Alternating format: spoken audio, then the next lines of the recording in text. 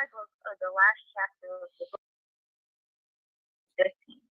So, but Du Bois and Monroe Charter were not there with him physically or in his efforts, but they were aligned against this measure. When you say in the book, are you talking about your book, to be precise? Yes, in my book. Okay. Yes, in my book. In my book, the last chapter of the book, it's the case of the African exclusion measure. And that's a case where the U.S. government attempted to lock all African and Black people out of the United States via the larger immigration bill of 1915. And the measure actually is passed in the Senate and goes to the House. And in the effort to fight against this measure, Washington, Du Bois, and Monroe Charter are all on the same side. However, Washington is the only one of the three who has the power to influence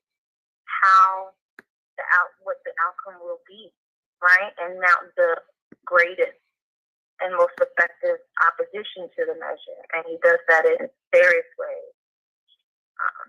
So they are aligned, and they're aware that they're aligned against the measure, right?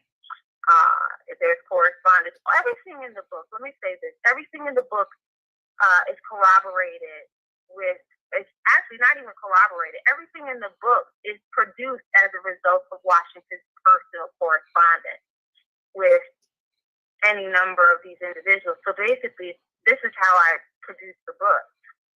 I had hints about a lot of different things, and I can get into that, but I had hints about a lot of different things. And so what I do is I go into this massive collection called Books to Washington Papers, and I go through all of the correspondence related to Africa, African people, all of these various Pan-Africanists, and I begin to list all of that and construct the cases, right? So it's very tedious work because you're putting together literally correspondence to and from various people. But when you think about it, at that time, that's how people communicated when they weren't in the same place, right?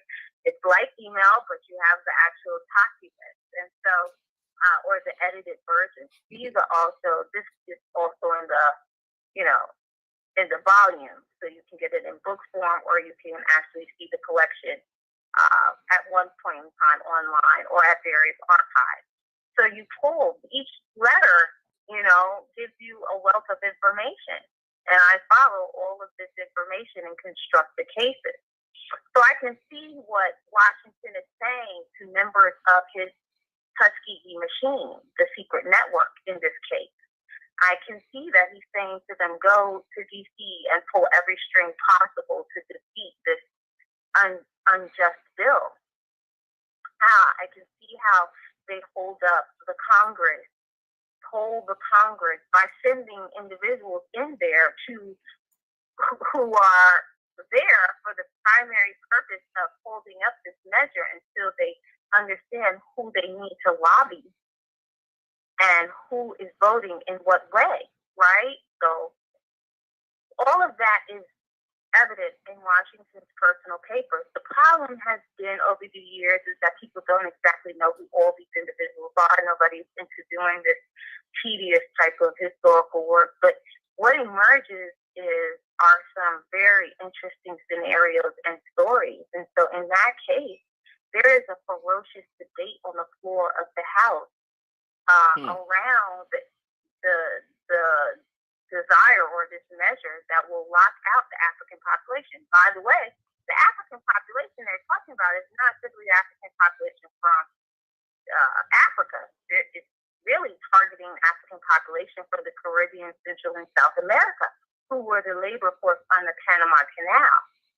And at the point of completion of the Panama Canal, a senator out of Missouri proposes that they are locked out, this African population, who actually receive U.S. wages working on constructing the canal. So they want to say to this population, thank you for your labor, but no thanks on immigration.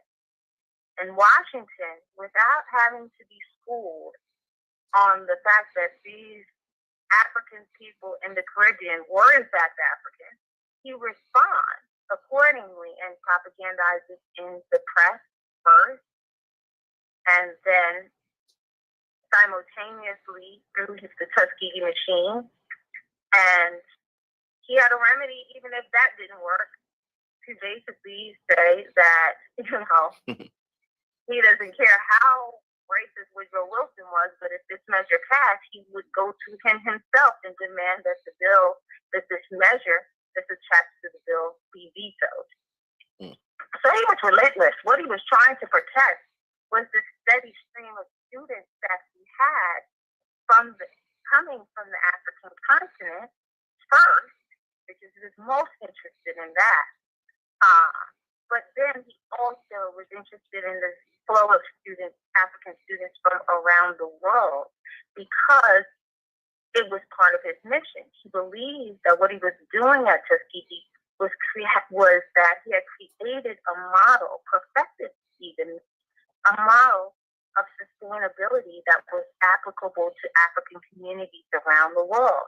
And his international students were his primary means of exporting this model. And so he wasn't going to allow the American government to interrupt that. That was something he was very committed to. He had passed up his opportunity to go to Africa and work himself.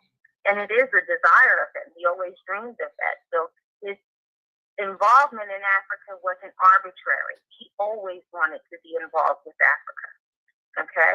And so he cannot do that. And so he lives vicariously through his students.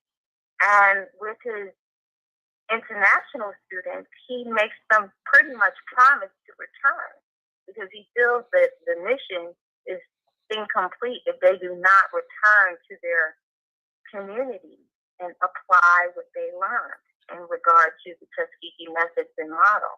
Which is very, very, very intelligent, because then that breaks down the language barrier. You don't need to teach anyone a new language. They already know the language of the native people and native tongue. Right. And so that's what he was actually doing. Now, the thing about it is that some people have actually criticized the book, because I do talk about the fact that some people did notice that Washington was up to something very effective at Tuskegee.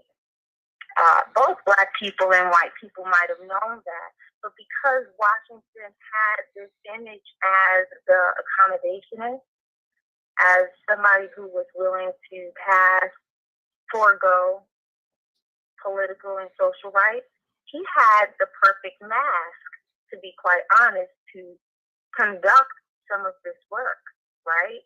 Because he could do it without an enormous amount of suspicion. It almost seemed as though they had completely accepted him as an accommodationist and didn't even look into the things he did or said. To be quite frank with you, I was always shocked and surprised, because so much of what he said on paper could have gotten him killed or would get any one of us killed, to be quite frank with you, today. Okay? So the fact that he was able to do that and people go undetected was very, very interesting, but it had everything to do with his public image or persona.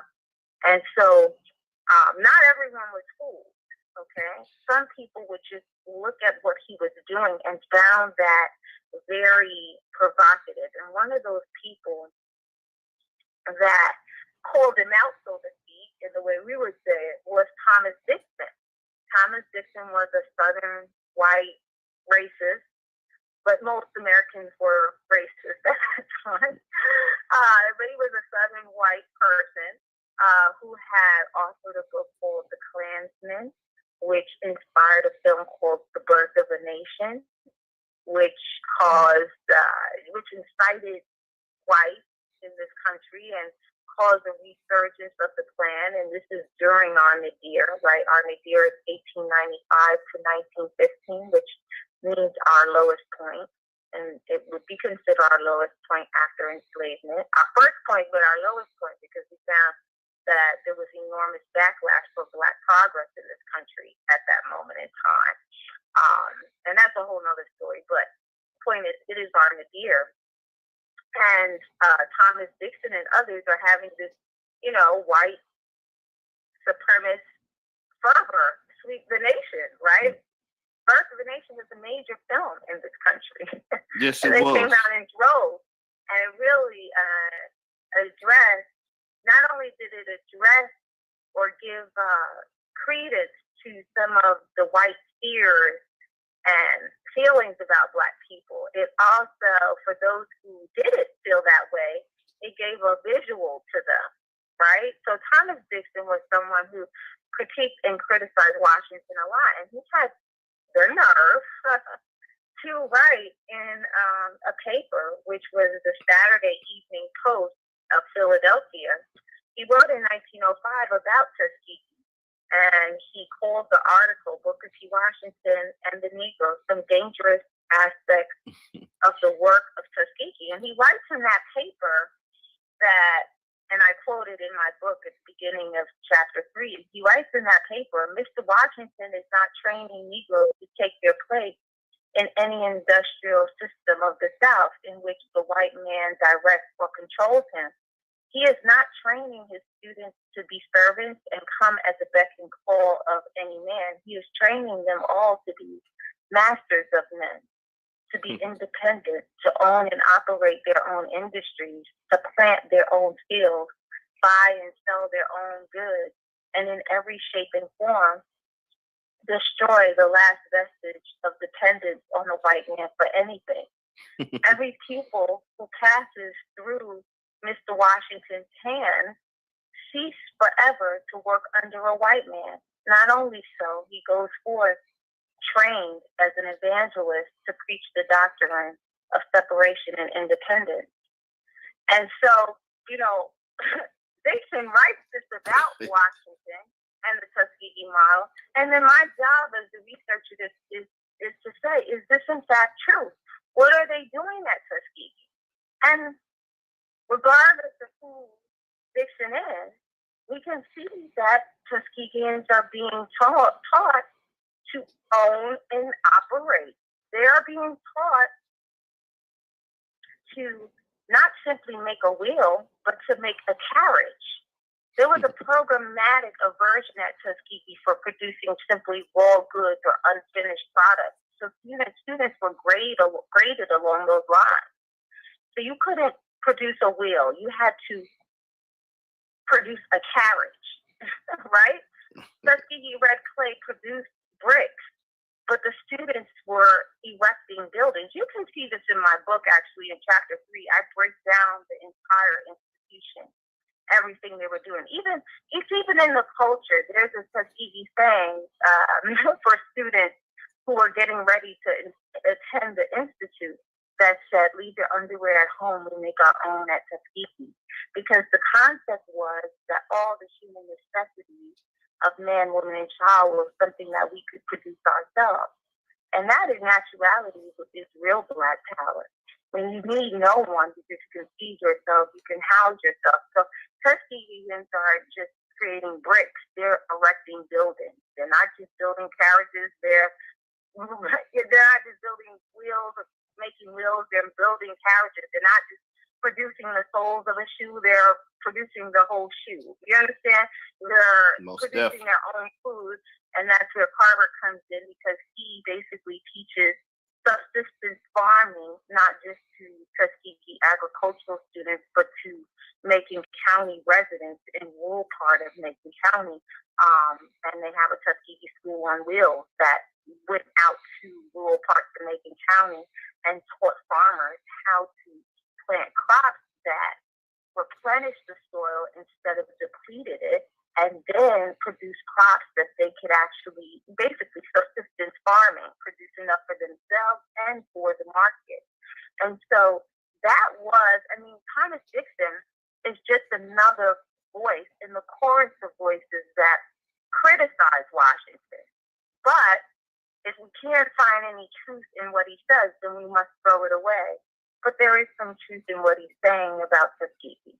There is some truth in the sense that what is happening at Tuskegee are nation management practices that Washington is very interested in exporting. And he wasn't the only one to notice that about Tuskegee as well.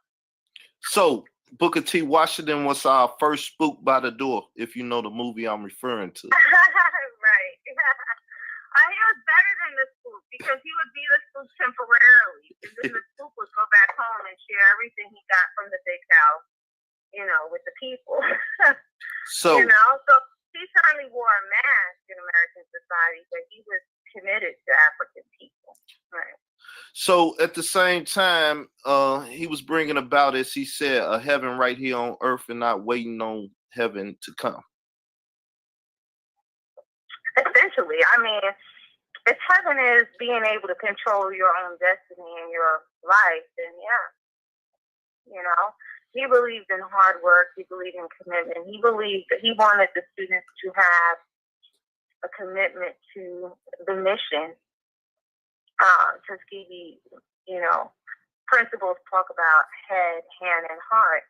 And so in addition to having intellect and know-how, ability to put things in practice, right hand, he felt that you had to be committed in the heart. And so he gave lectures on character building every Sunday at the chapel on campus. And those were, you could actually see what those lectures were to the student body and faculty in the book called Character Building. And there's actually an audio version of it on YouTube or whatever called Character Building, which is, the name of the book. So it was there was a combined mission. Because the institution was sustainable, there were a lot of students who came there without the money to pay.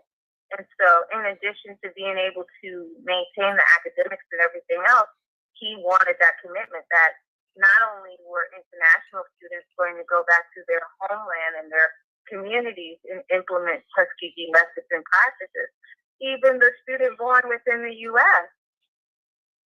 had to be committed to going back to their community and, establishing themselves and building, right? As well. So this is truly Pan-Africanism if he's allowing foreigners or Africans throughout the diaspora to come to Tuskegee and learn his method and model and take it back and show the effect, the how effective it is on African soil and on other land masses throughout the diaspora. Right. Mm-hmm. So would you bless us with a little bit of the Liberian situation? Oh, yes. Okay, sure. Let me say one other thing about the Tuskegee model, and that's a very interesting chapter as well, because I talk about who is the real founder of Tuskegee, which was in Washington. Washington, I call him the builder and the father of Tuskegee, in the sense that he raised and cultivated Tuskegee, right? And he reestablishes it as independent. But there's a brief story. There's two things that I want to go back to before I go to Liberia. Definitely. One is this brief story of the founding of Tuskegee, and then the other is Garvey, which once we discussed Du Bois, I kind of skipped over, and that's in chapter 2, the story that is Marcus Garvey and his relationship, which is very important, his relationship with Booker T. Washington. But first, Tuskegee is an institution that was founded by the people. And that's a significant difference between it and many other historically Black institutions. There was a man by the name of Lewis Adams, who was a formerly enslaved person, who had organized Tuskegeans to vote for an incumbent Alabama senator named Foster. And you have to understand that this was during shortly after radical Reconstruction time. And Tuskegeans were politically astute and organized in Macon County. And so Lewis Adams successfully organizes the Black vote of Tuskegee. Foster is reelected. And he saw this as a political favor, and he comes back to Lewis Adams and asks him, what would you like?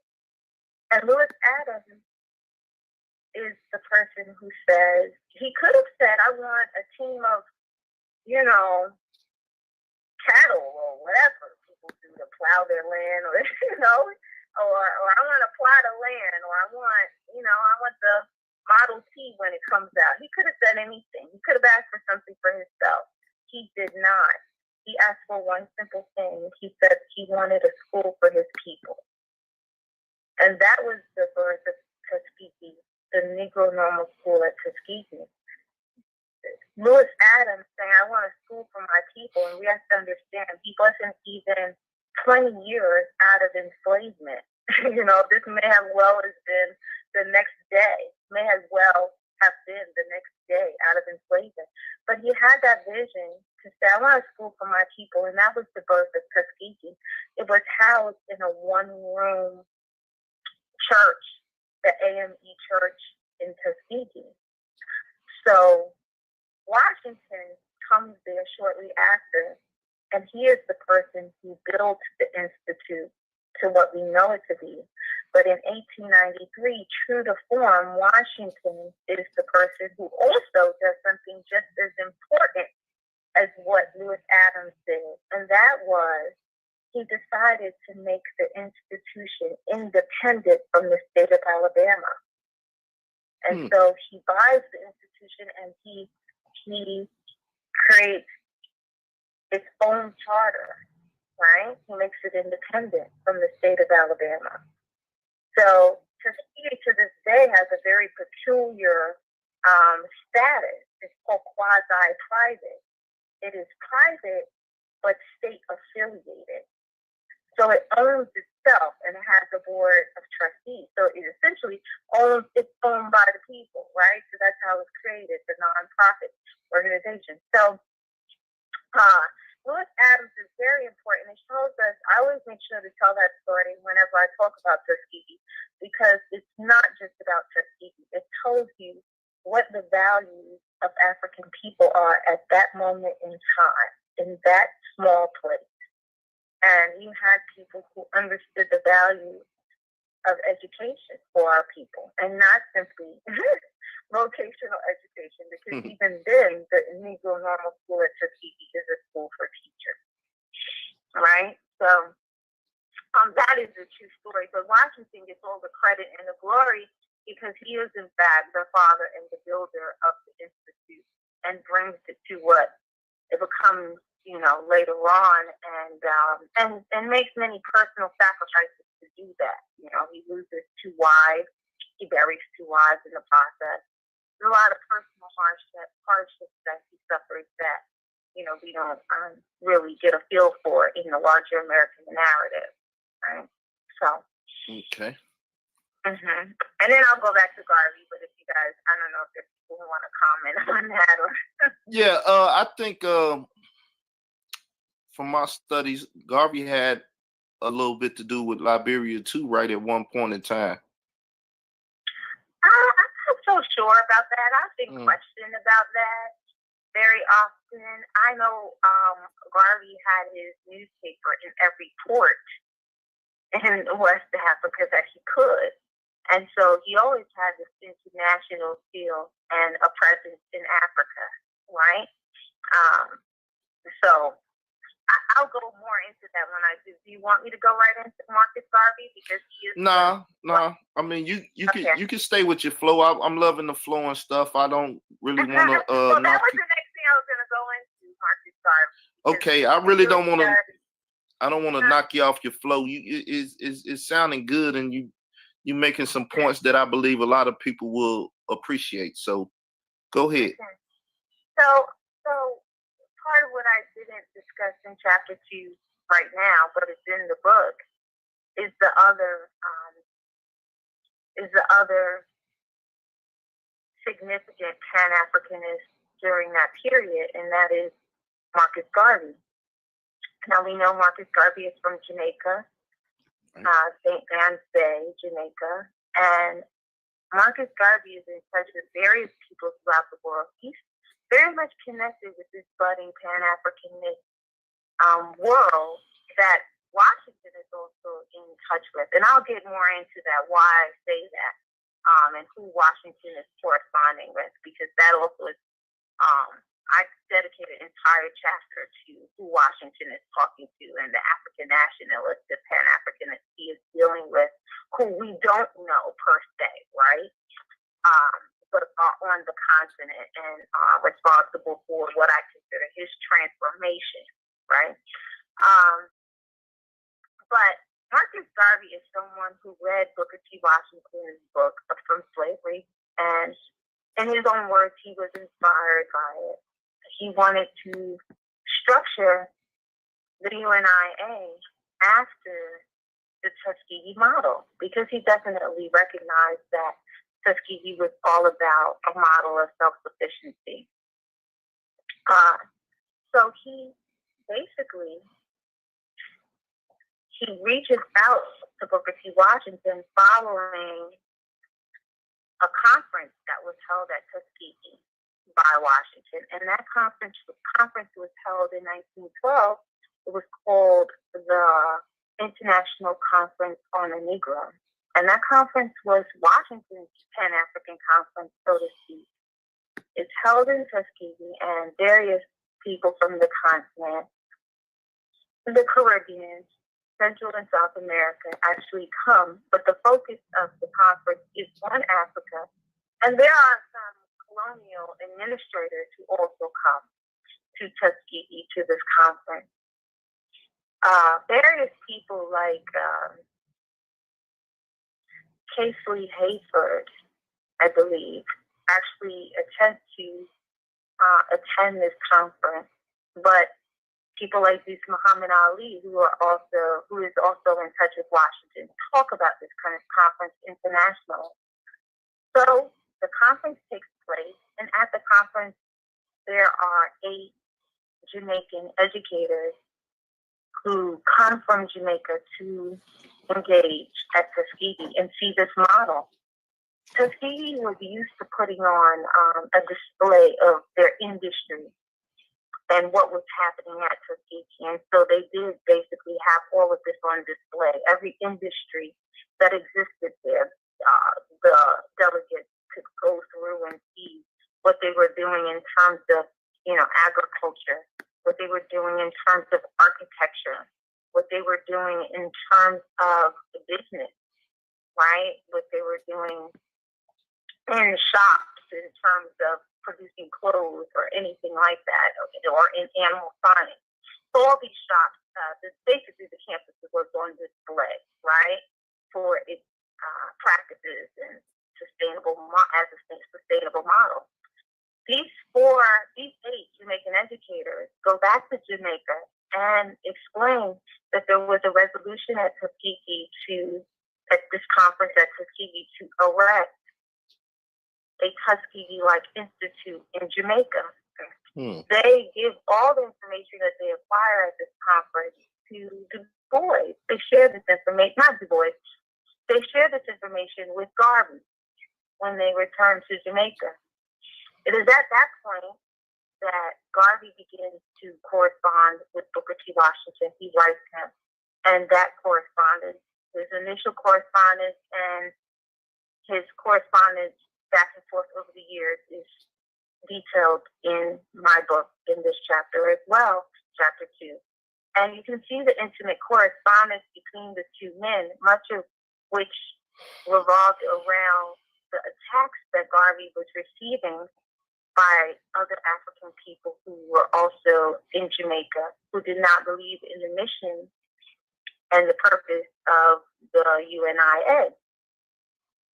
Garvey, writes to Washington that he knows that he has his critics, but on each and every letter, let me go back. Garvey writes to Washington that Washington can understand having a chorus of critics because, he faces that in the U.S. by Trotter and others, and Garvey is aware of that, right? The attacks on Washington and the public narrative and conversation going on between various intellectuals and leadership in the United States and Washington. So Garvey's aware of that, and that is really kind of like the basis upon which they strike up a relationship. So there's consistent correspondence between the two. Washington is the person who invites Garvey to the United States to see Tuskegee. But Garvey also writes at the end of almost every letter that he is Washington's faithful and humble servant. So he identifies with him both in theory and in practice. Ideologically, he identifies with him, and in practice, in terms of what the practices are at Tuskegee, he identifies with them. The UNIA is a replica of Tuskegee.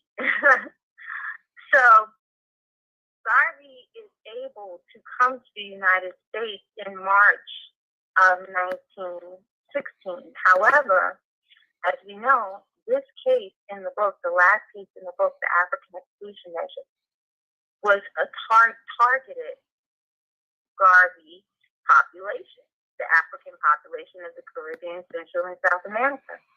Had Washington failed to defeat that measure, or had that measure passed, right, as part of the large immigration bill in 1915, January 1915, Garvey could not have come into the United States the following year, in March of 1916.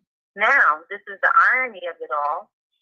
Garvey, the African Exclusion Measure is defeated in January 1915. Washington died in November of 1915, and Garvey arrived in the U.S.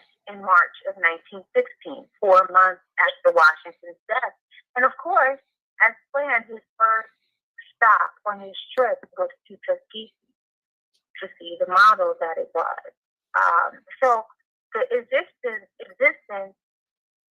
the inspiration, the existence of a Marcus Garvey in the United States is on many levels a result of Booker T. Washington. Conceptually, he is inspired by Washington's story. In practice, he models UNIA after it, right? Because it's supposed to be sustainable. And his very presence in the United States has everything to do with the defeat of a measure that would have kept Garvey and other African people out of the United States after January of 1915. Right? So the demographic of our communities right now would look different had the African Exclusion Measure passed. There would be no Africans or Black people from anywhere else on the planet here in the United States, except for those that have been brought here by enslavement or those who got here somehow before 1915. So that, in effect, is how Washington impacts our immediate community with the defeat of that measure. And so Garvey is the product of that. Right? He comes here 4 months after Washington dies, but a year and 2 months after that measure is defeated. And so they maintain a relationship, obviously, until the time of Washington's death. And they correspond directly between each other, the two. So once Garvey comes here, later on you see him in conflict with Du Bois, but that was not his initial posture.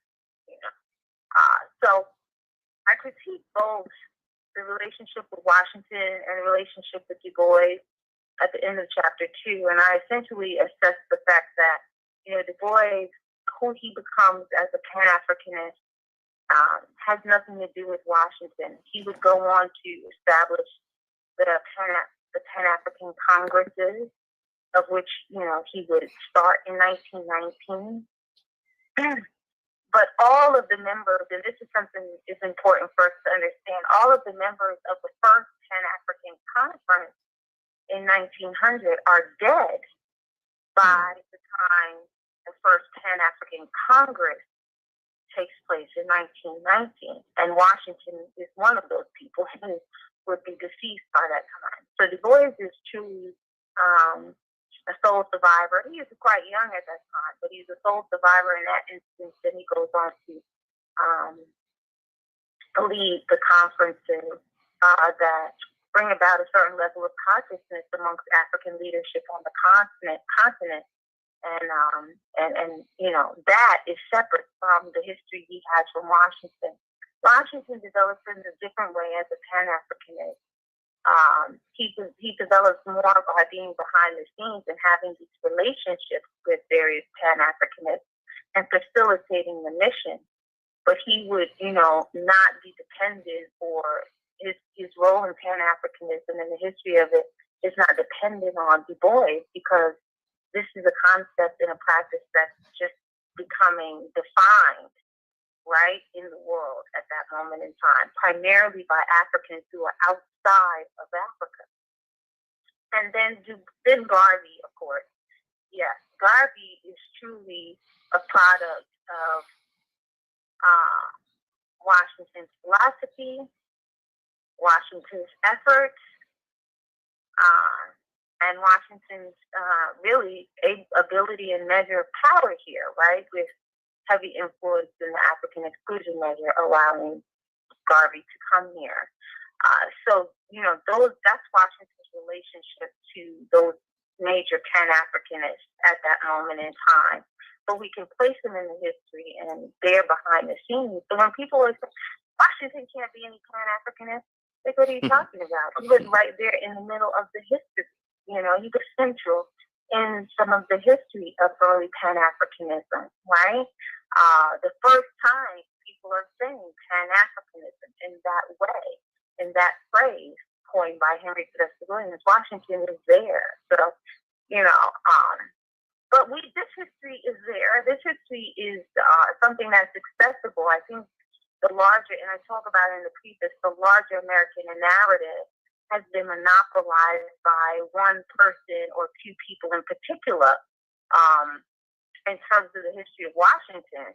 And so you don't get this information, right? Because there are a particular number of people who have been the ones to, you know, write the biographies on Washington. And those individuals are white, not black. And I talk about that in the preface, you know, what's the work that we must be committed to doing in terms of our leadership, right?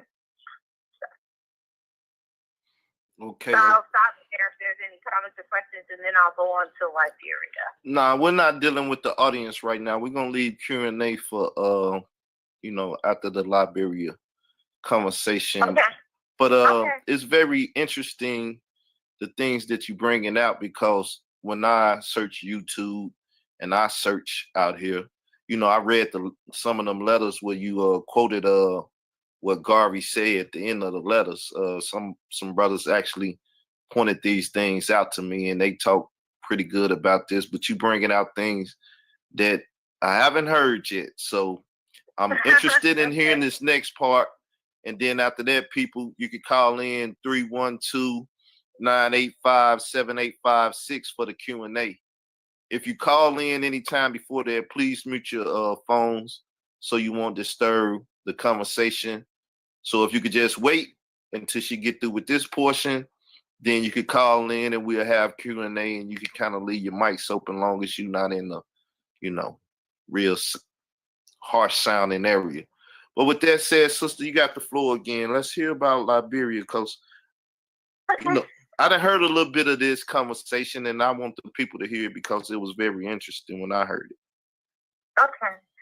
So, Liberia, the Liberian crisis is something that began in 1907 and would go from 1907 to 1912.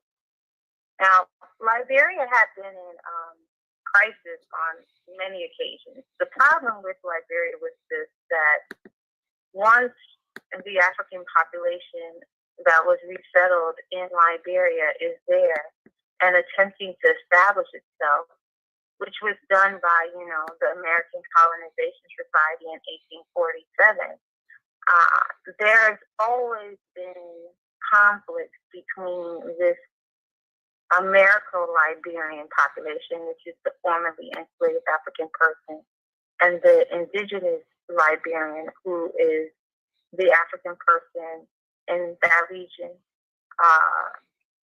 that was never displaced or enslaved in the United States, right? And the indigenous Liberian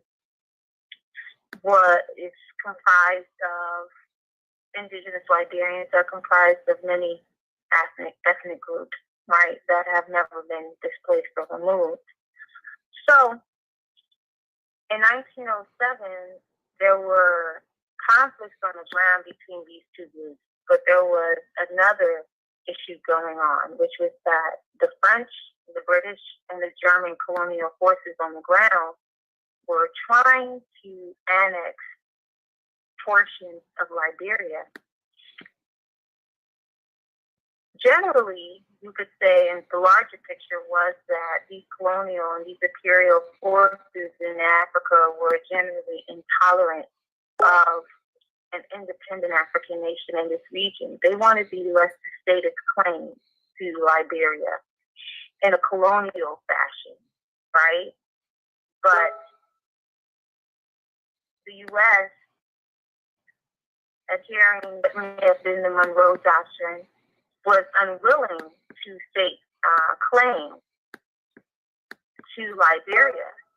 So basically, they had not taken territory in Africa. But what the U.S. government does do is, in Navy ships off the coast of Liberia, they come into Liberia and consistently put down conflict between Americo-Liberians and the indigenous Liberian population and nation on the ground.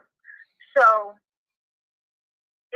on this occasion, where the French, British, and the German imperial forces on the ground are attempting to annex Liberia, a Liberian official writes Booker T. Washington. And he asked for Washington to essentially intercede, to get involved. And they chose him strategically. They chose him because they felt like, because he was an accommodationist in the American context, that he would be a person that, if aligned with the survival of Liberia, would be the best person to lobby the United States government in order for them to protect Liberia from these imperial forces on the ground, from annexing the nation. Now, at this point in time, Washington is very, very, very aware of the fact that Liberia is one of only two independent African countries on the continent.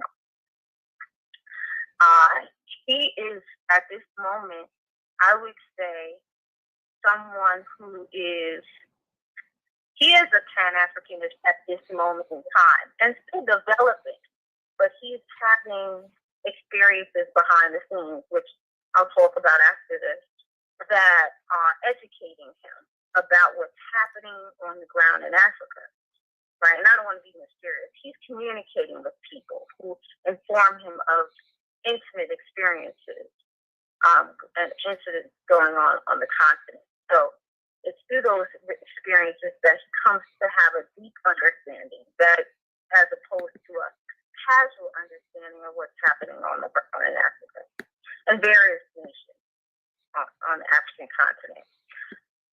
So in Liberia, he responds to this, asks for help, and at the time he is one of Theodore Roosevelt's key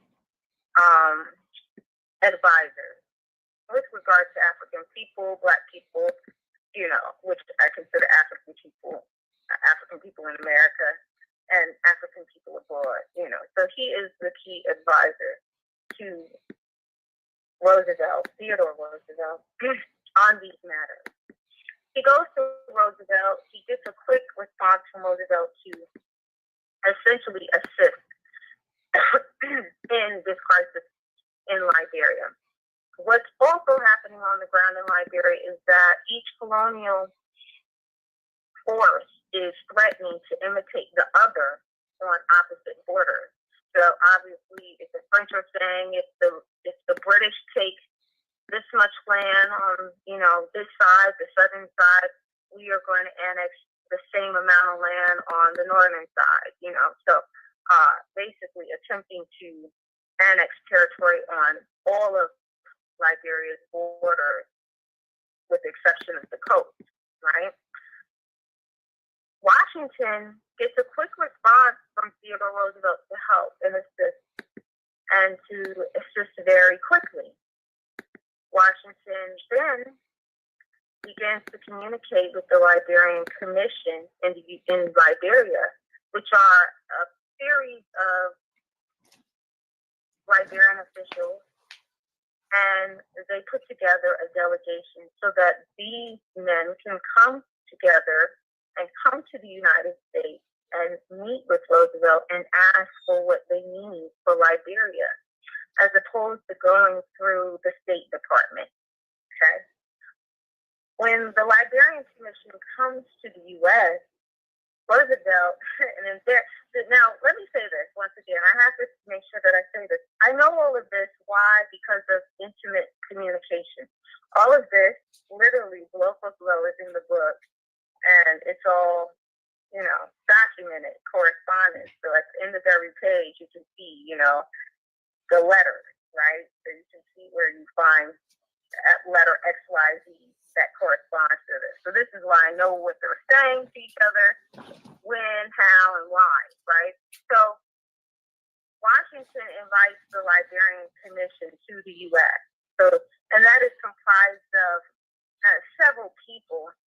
By the way, that's the picture that's on the cover of the book. But it is comprised of the former president of Liberia, former vice president of Liberia, a U.S. representative to Liberia also. Well, let me actually give you some specific information. So, Secretary of Liberian Commission is there. You wouldn't know who their names are, but then there's also the former president of Liberia, former vice president of Liberia, Washington's executive secretary. But that's the picture in the shadows on the book. That's who that is. The Liberian Commission hosted in Tuskegee, and I'll explain how that happened. So this commission, those men are invited to the U.S. Roosevelt, Washington is very excited because in spite of the fact that, Liberia is in a bad way, he's excited because he understands who Liberians are. They are us, So this has never happened before. He's excited. He wants to do all kinds of pomp and circumstance for them. And Roosevelt, in the correspondence, says no. Liberia's in a bad way. It's in a bad situation. There'll be no pomp and circumstance for them, right? We're just going to have them here and we'll do, whatever you want to do, but we're not doing any pomp and circumstance for them. Washington could care less about that, and he believes there should be, so he invites the commission down to Tuskegee, and he hosts them there for several days. He takes them all over the place, has various meetings with them. And then what he does is, in classic form, he orchestrates and plans several meetings for the commission with President Roosevelt at the White House. And these meetings are secret meetings that are held in the evening at the White House. So they leave Tuskegee after having, several days in Tuskegee hosted by Washington. And they go back to D.C. Washington accompanies them. And basically, they get to sit with Roosevelt and Taft and the Secretary of State, Elihu Root, and ask for exactly what they want. Now, why does Washington do this? Washington is concerned about one thing and one thing only. He wants to protect and ensure the survival of Liberia. He doesn't want them to go through the State Department. So he brings them there, and they directly ask State Department official, right? The head of the State Department, for what they want. They're able to do that, but Washington is concerned about one major thing, aside from protecting the survival of Liberia. He believes that this change in administration that is about to happen, because Roosevelt is on his way out of office, Taft is coming in. He has both of them there, and the reason why he has them both there is because he feels that the change of administration will undermine any agreement made with Roosevelt that Throughout history, several historical groups and civilizations have been documented as having connections to ancient Israelite heritage while being of African descent. Here are some notable examples. The Beta Israel, Ethiopian Jews, a Jewish community that lived in Ethiopia for centuries. The Lemba people of southern Africa, who maintain traditions and practices similar to Jewish customs. Various communities in West Africa that have maintained traditions and practices that scholars have linked to ancient Israelite customs. It's important to note that this topic involves complex historical, genetic, and cultural evidence that continues to be studied by scholars and researchers.